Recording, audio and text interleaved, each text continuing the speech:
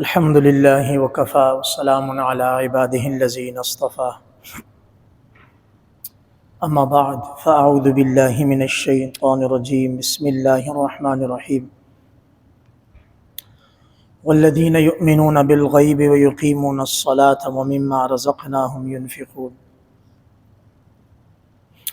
وروي عن النبي صلى الله عليه وسلم أنه قال مروا أولادكم بالصلاة وهم أبناء 7 سنين واضربوهم عليها وهم أبناء 10 سنين آمنت بالله صدق الله العظيم وصدق رسوله النبي الكريم ونحن على ذلك من الشاهدين والشاكرين والحمد لله رب العالمين۔ معزز سامعین کرام، السلام علیکم ورحمۃ اللہ وبرکاتہ۔ شوق اور محبت سے درود شریف۔ اللہم صلی علی محمد وعلی آل محمد کما صلیت علی ابراہیم وعلی آل ابراہیم انک حمید مجید۔ اللہم بارک علی محمد وعلی آل محمد کما بارکت علی ابراہیم وعلی آل ابراہیم انک حمید مجید۔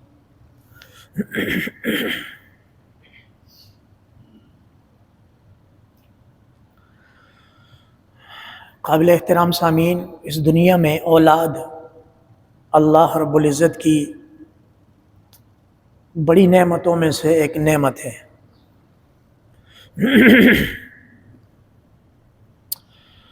شادی کے بعد اولاد کی تمنا، پھر اولاد کا مل جانا اتنی عظیم نعمت ہے کہ جس کو کہیں سے خریدا نہیں جا سکتا، محض اللہ کی عطا ہے۔ اللہ رب العزت جسے چاہتے ہیں لڑکے عطا کرتے ہیں، جسے چاہتے ہیں لڑکیاں عطا کرتے ہیں، جسے چاہتے ہیں دونوں عطا کرتے ہیں، اور جسے چاہتے ہیں کچھ بھی عطا نہیں کرتے۔ پارہ نمبر 25 سورۃ الشورى، ایک آیت کا مفہوم یہی ہے۔ اولاد مل جانے کے بعد سب سے اہم ذمہ داری، فریضہ، اولاد کا حق اس کی بہترین تربیت ہے۔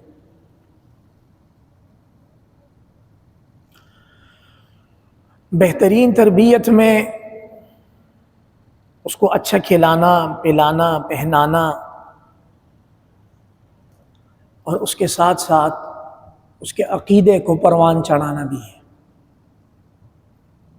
یہ جو آخری بات ہے اس کو سب سے پہلے رکھنا ہے۔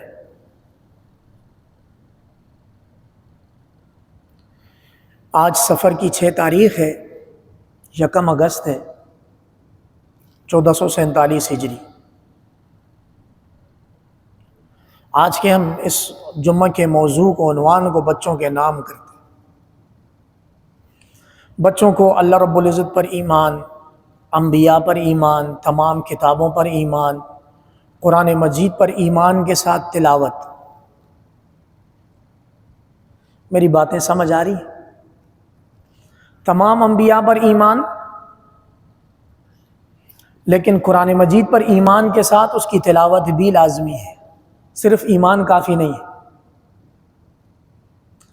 تمام انبیاء پر ایمان، محمد مصطفیٰ صلی اللہ علیہ وسلم پر ختم نبوت کا ایمان، عقیدت، عشق رکھنا بھی لازمی ہے۔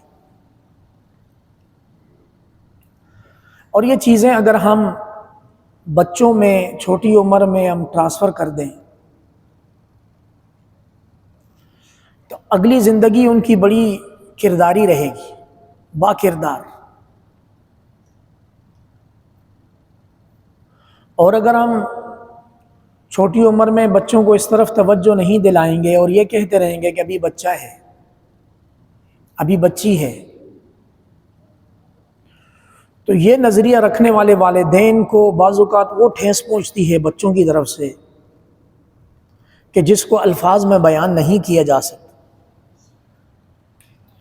اور اس کے تجربات اور مشاہدے ہیں معاشرے میں اس وقت، عجیب عجیب مثالیں ہیں۔ بعد میں والدین اپنے آپ کو کوستے ہیں کہ ہم سے یہ غلطی ہوئی، ہم سے وہ غلطی ہوئی،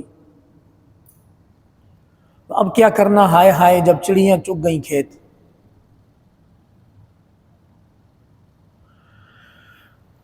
میرے معزز سامعین، ہم اپنے بچوں کو ہر طرح کی سہولت، آسائش، نعمت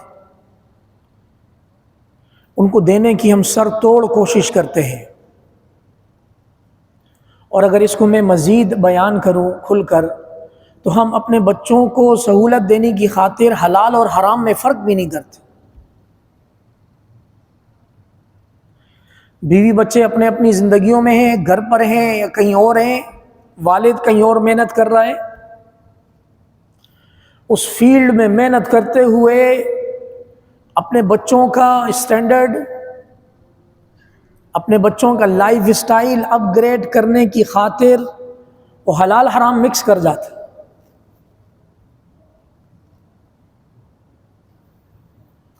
اور یہ ایسی ایک تلخ حقیقت ہے کہ اس میں شاید ہم سب یا ہم میں سے 99% اس میں شامل ہیں، اور دلیل اس کی یہ ہے کہ ہمارے معاشرے میں بگاڑ ہے، ہمارے ملک پاکستان میں خرابی ہے معاملات کی صفائی کی،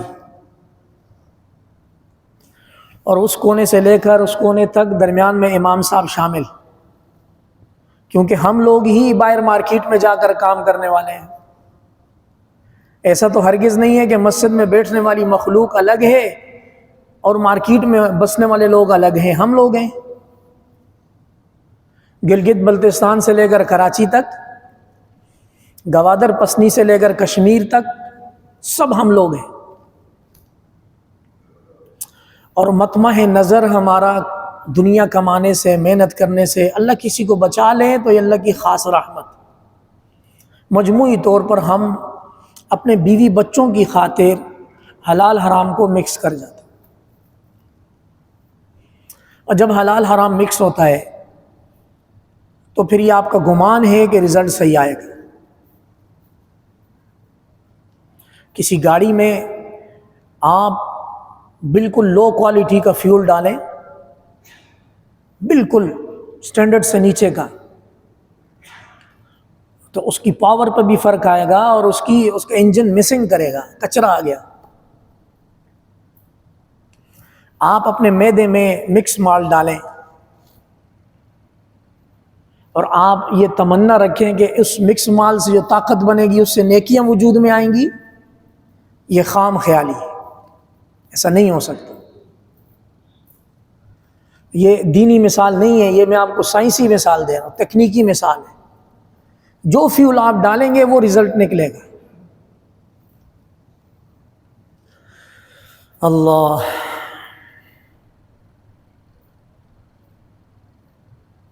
اور آج کل کی جنریشن کو عام زبان میں تو جنزی کہنے لگے ہیں، جنزی یعنی جنریشن زومبیز۔ کیا مطلب؟ وہ خود ہی میں ہی نہیں ہے، اور اس بات کا ہم مشاہدہ کرتے ہیں کہ ہماری اولاد موبائل اسکرین اور اس کی وجہ سے وہ خود ہی میں نہیں ہے۔ ہماری آنکھوں کے سامنے ہماری اولاد ہائی جیک ہو چکی،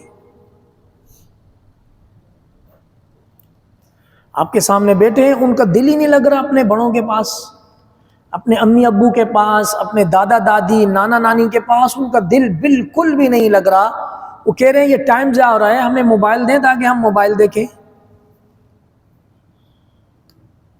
چھوٹے بچے کو بالکل اچھی طرح معلوم ہے کہ میرے موبائل میں انٹرنیٹ کا ایکسیس ہے یا نہیں ہے، اس کا ہاٹ سپاٹ کہاں سے کنیکٹ ہوگا، اس کا وائی فائی کام کر رہا ہے نہیں کر رہا۔ چھوٹے بچے کو، گریڈ 1 سے پہلے کے بچے کو معلوم ہے۔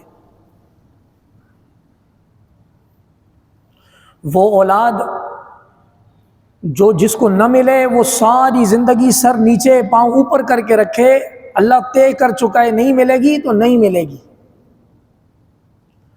اور جس ناقدرے کو بغیر مانگے شادی کے بعد مل گئی، اس کو اس طرف فکر ہی نہیں ہے کہ اس کی اولاد ہائی جیک ہو چکی۔ ہم والدین اکثر اس بات کا شکوہ کرتے ہیں کہ ہماری اولاد کو والدین کے حقوق کا پتہ ہی نہیں۔ اس شکوے سے پہلے اپنے گریبان میں جھانک کر یہ دیکھنا ہے کہ ہم نے اپنی اولاد کی تربیت کے حق کتنے ادا کیے ہیں۔ پہلی سیڑھی تو یہ آتی ہے، جو آپ بچوں کو سکھائیں گے وہ ریٹرن کریں گے۔ آپ نے بچوں کو کچھ سکھایا ہی نہیں، اسکرین کے حوالے کر دیا آپ نے، اب اسکرین جانے اور وہ بچے جانے، آپ بیچ میں سے سائڈ پر ہو گئے، کیا رزلٹ نکلے گا؟ شرمندگی کے علاوہ کوئی رزلٹ نہیں ہے۔ ہم میں سے دیگر کتنے ہی والدین ہیں جو میں دیکھتا ہوں نمازوں کے پابند ہیں، لیکن تنہا مسجد کو آتے ہیں، اپنی اولاد کو اپنے ساتھ نہیں لاتے۔ اور اس سے بڑھ کر اگر اگلے درجے میں کہہ دوں، وہ اس پوزیشن میں نہیں ہے کہ اپنی اولاد کو کہہ سکے نماز کو آؤ ہمارے ساتھ۔ بھائی آپ والدین ہیں، وہ بچے آپ کے والدین نہیں ہیں، لیکن چونکہ شروع سے ہی پیار، محبت، لاڈ اور یہ ساری چیزیں غالب رہیں، اب وہ اتنا بڑھ چکا ہے کہ اب دل کڑتا ہے، روتا ہے، لیکن وہ جوان بچہ والد کے ساتھ نہ آگے پیچھے نماز کو نہیں آ رہا، دنیا کے سارے کام کر رہا ہے۔ آج کل بھی ڈیل کی تلاش میں ہے کہ کوئی پلاٹ بک جائے یا کوئی ولا بک جائے یا کوئی اور نہیں، رینٹ کی ڈیل ہو جائے، یہ کوششیں وہ سب کر رہا ہے، لیکن اذان کی آواز سننے کے بعد وہ مسجد کی طرف رخ نہیں کرتا۔ یہاں اس مصلی پر ایک شخص دنیا سے رخصت ہو گئے، ان کا بیٹا ایک اچھے ادارے میں پڑھ رہا تھا، میں نام خود بخود نہیں لے رہا۔ وہ صاحب دنیا کے مختلف ممالک میں زندگی گزار کے یہاں آئے، اور وہ نماز جمعہ کے بعد میرے سے ملاقات کے لیے انتظار کرتے۔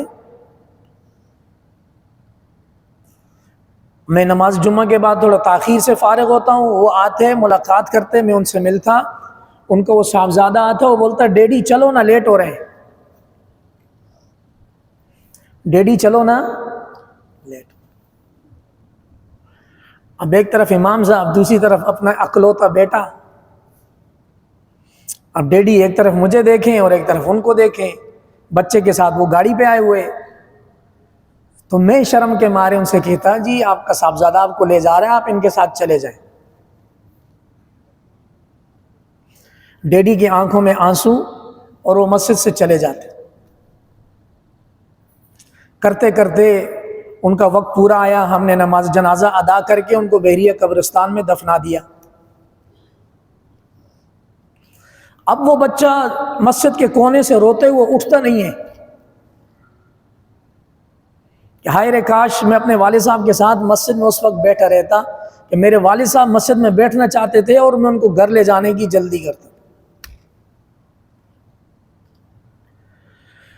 اللہ، میرے انتہائی قابل احترام سامعین، آپ کو دیکھنا ہوگا کہ آپ کی اولاد کا اکثر وقت کہاں گزرتا ہے۔ میرے جمعے کے بیانات میں، دیگر مواقع کی تقریروں میں، میرا اصل جو ٹارگٹ ہے وہ 7 سال 10 سال کے بچوں سے لے کر 30 سال کے اندر کے جوان ہیں۔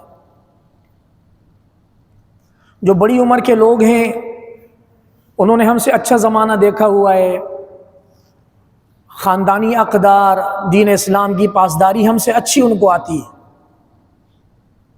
بطور مجموعی ہمارے اندر خامی ہے، اس کو ہم اقرار کرتے ہیں۔ لیکن یہ جو نئی نسل ہے، جو آپ میرے سامعین ہیں، آپ میں سے کچھ والد ہیں، کچھ نانا اور دادا ہیں، چاچو ماموں بھی ہوں گے، واللہ آپ کی کھانے پینے سے زیادہ ذمہ داری اپنی اولاد پر نظر رکھنے کی ہے، اور خاص طور پر آج کل کے ایام میں کسی پر اعتماد کرنے کی ضرورت نہیں ہے۔ طرح طرح کے سچے جھوٹے واقعات رونما ہو رہے ہیں، کبھی قصور کا واقعہ پیش آتا ہے، کبھی کسی پیچھے گاؤں دیہات کا واقعہ پیش آتا ہے، کبھی مدرسے کا واقعہ پیش آتا ہے، کبھی اسکول کا واقعہ پیش آتا ہے۔ تو والدین کو کیا ہو گیا، وہ کیوں اعتماد کر رہے ہیں؟ یاد رکھیں وہاں سے نقصان پہنچتا ہے جہاں اعتماد زیادہ ہوتا ہے۔ اپنے بچوں کے مستقبل کے معاملے میں والدین کو شکی مزاج ہونا پڑے گا، تب بچہ اور بچی بچیں گے، محفوظ رہیں گے۔ اور ابھی چھوٹے ہیں، ابھی بچے ہیں، جب وہ گل کھلاتے ہیں تو پھر والدین کہیں منہ دکھانے کے قابل نہیں رہتے۔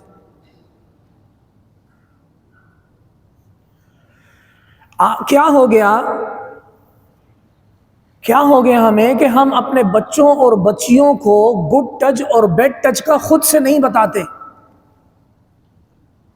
کیا ہو گیا کہ ہم اپنے بچوں اور بچیوں کو بلوغت کے مسائل خود سے نہیں بتا پاتے؟ میرے مخاطبین اس وقت والد اور والدہ دونوں ہیں۔ والد اپنے بچے کی حالت دیکھے کہ میرا بچہ نہانے کے قابل ہو چکا ہے تو اس کو بٹھائے اپنے پاس، اس کو بتائے بیٹا تو واحد آدمی نہیں ہے جو دنیا میں جوان ہوا ہے، تیرے سے پہلے کروڑوں لوگ جوان ہو کر دنیا سے جا چکے۔ والدہ اپنی بچی کو لے کر بیٹھے اور اس کو بتائے میری بچی، زندگی میں ہارمونل چینج آتے رہتے ہیں، اب آپ کی باڈی کے اندر کچھ چینجنگ آئے گی، کچھ احکامات آئیں گے، یہ کرنا ہوگا۔ وہ خود سے کیوں نہیں بتاتے؟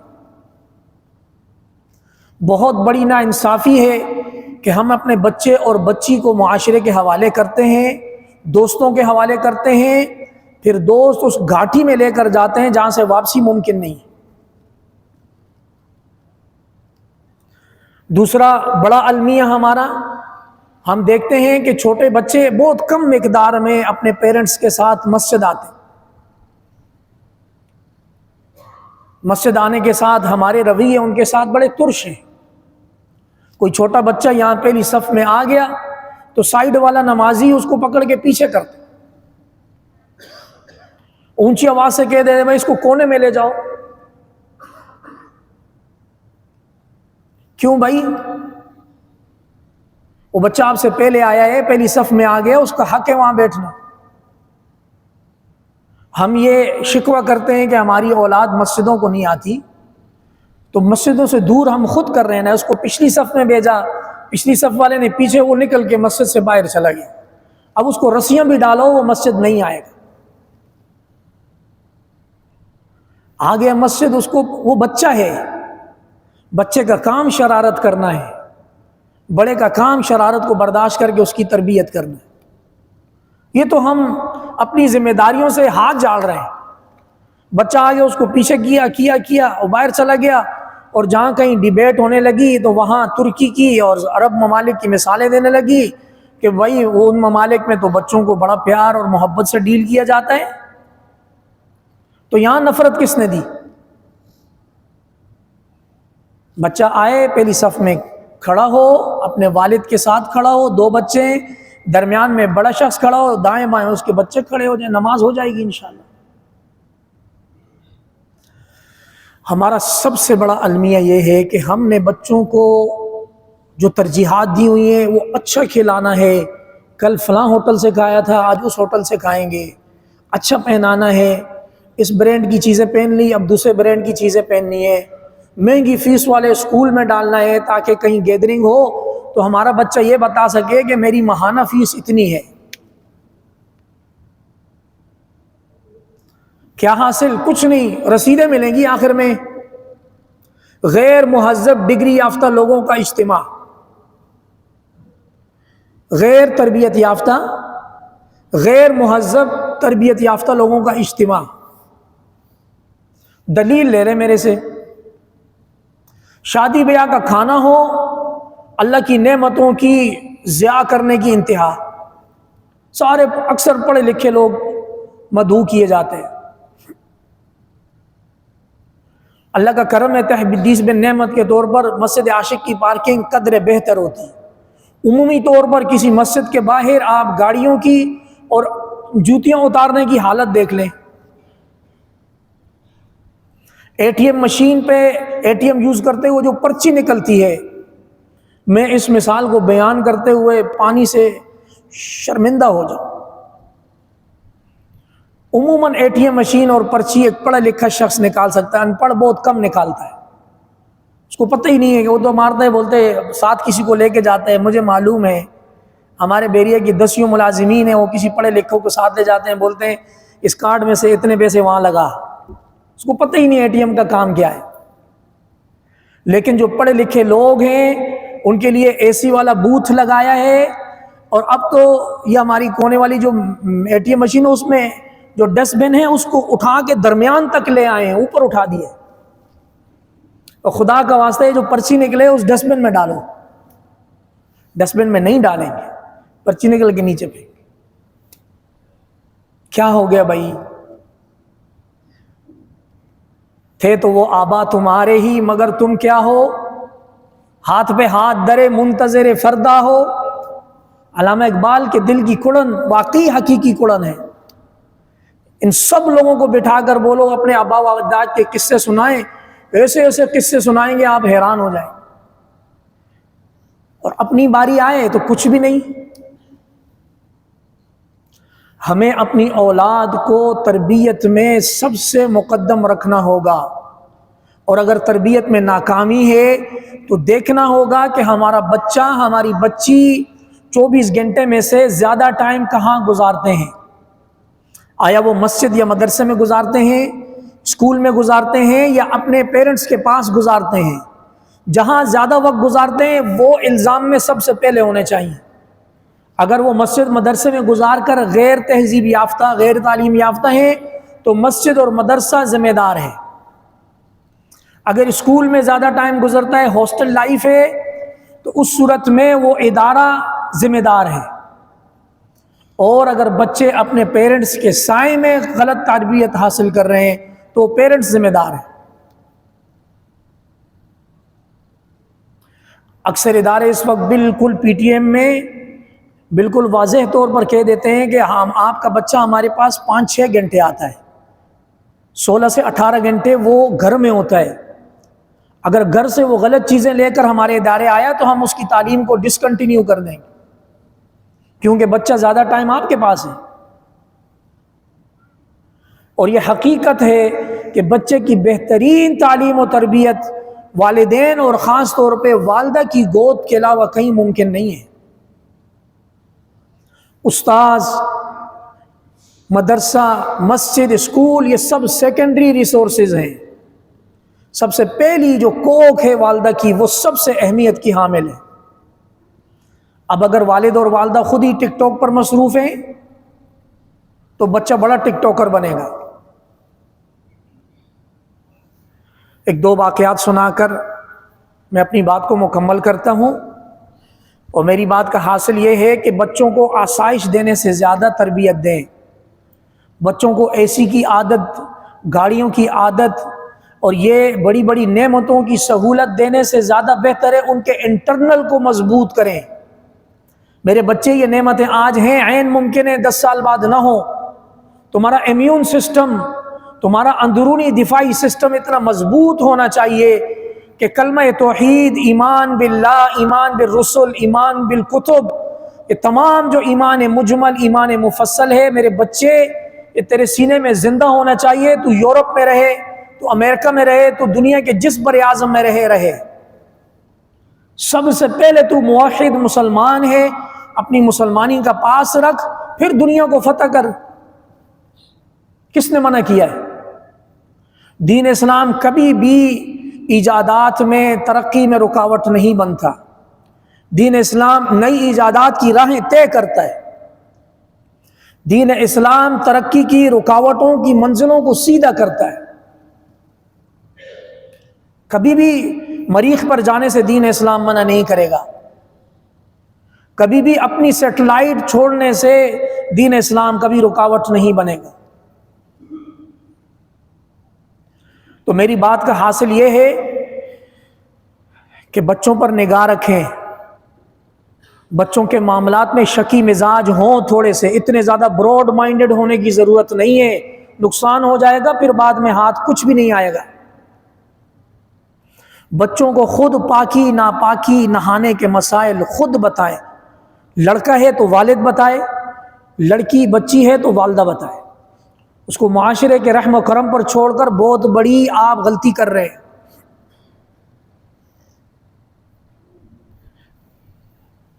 اور جن بچوں کو ہم بچے اور ٹین ایجرز سمجھتے ہیں،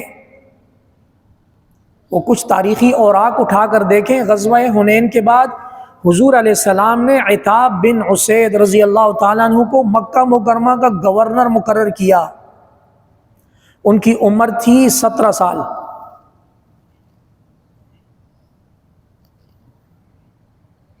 مکہ مکرمہ کا گورنر حضور علیہ السلام کی حیات مبارکہ میں 16-17 سال کا نوجوان مکہ مکرمہ کا گورنر حضور نے طے کیا۔ آج ہمارے 16-17 سال کے بچے کو دیکھ لیں، ان کے سامنے کمپیئر کر کے دیکھ لیں۔ کاتبین وحی میں ایک کاتب وحی 16 سال کے، جنہوں نے حضور علیہ السلام کی وحی لکھی، سعد بن ابی وقاص رضی اللہ تعالیٰ عنہ دین اسلام کا پہلا تیر چلاتے ہیں، عمر ہے 16 سال۔ طلحہ بن عبید رضی اللہ تعالیٰ عنہ غزوہ احد کے میدان میں نبی کریم صلی اللہ علیہ وسلم کو اپنے بازو سے حضور کی زندگی بچانے کے لیے ڈھال بنتے ہیں، سارا بازو کٹ لگ کے نیزے تیر تلواریں مفلوج ہو گیا، عمر ہے 16 سال۔ حضرت اسامہ بن زید رضی اللہ تعالیٰ عنہ حضور علیہ السلام کے چہیتے صحابی، ان کو نبی کریم صلی اللہ علیہ وسلم اپنی زندگی کے آخری ایام میں بیماری کی حالت میں مسلمہ کذاب، جس نے ختم نبوت پر ڈاکہ ڈالا، اس کی سرکوبی کے لیے روانہ فرماتے ہیں، اور ان کو سپہ سالار مقرر کیا۔ ان کی سپرویژن میں ابو بکر صدیق، عمر فاروق رضی اللہ تعالیٰ عنہ دونوں دیے۔ عمر ہے 17 سال۔ کہاں ہے ہمارا آج کا نوجوان بچہ؟ یعنی نبی کریم صلی اللہ علیہ وسلم کی نگاہ مبارک، نگاہ نبوت میں یہ بات تھی کہ دنیا میں انقلاب برپا کرنے والا خون یہ تازہ خون ہو سکتا۔ محمد بن فاتح قسطنطنیہ، اس کی والدہ اس کو بچپن میں روزانہ لے جا کر قسطنطنیہ کا، جو ترکیہ میں تھا، اس کا قلعہ دکھاتی ہیں، بولتی ہیں تمہارا نام محمد ہے، یہ دیواریں تم نے فتح کرنی ہے۔ عمر ہے 17 سال۔ محمد بن قاسم رحمہ اللہ پورا ہند جس کے نام پر اسلام کا کلمہ بلند کرتا ہے، عمر تھی 18 سال یا 17 سال۔ لے دے کر آج ہمارے ہاں سائبر سیکیورٹی کو لے لیں، آپ نیوکلیئر لے رہے ہیں، اے آئی لے لیں، جو بھی ٹیکنالوجی کا میدان ہے اس میں اگر کوئی ابھرتا ہے تو اس کو یورپ لے کے چلا جاتا ہے۔ لے دے کر اس آخری زمانے میں ہمارے پاس ڈاکٹر عبدالقدیر خان رحمہ اللہ اور ان کی ٹیم اور وہ لوگ باقی بچتے ہیں جنہوں نے جواں مردی والا فیصلہ کیا، اور آج ہم کھلی سانس لے رہے ہیں۔ میرے معزز سامعین کرام، اللہ کریم نے جن جن کو اولاد عطا فرمائی ہے، ان کی عظیم بہترین تربیت والدین کی ذمہ داری ہے۔ ہماری کوشش یہ کہ ہماری مسجد میں جب بھی تشریف لائیں، کوئی رشد و ہدایت کی بات اللہ پاک ہمارے منہ سے نکال دیں، تاکہ آنے والی نسل ہمارے لیے سعادت مندی اور اللہ کے ہاں اللہ کے مقام میں سرخروئی کا باعث بن جائے۔ میں امید کرتا ہوں کہ ہم سب اپنی ذمہ داری کو پورا کریں گے۔ وآخر دعوانا الحمدللہ رب العالمین۔ سنتیں ادا کیجیے۔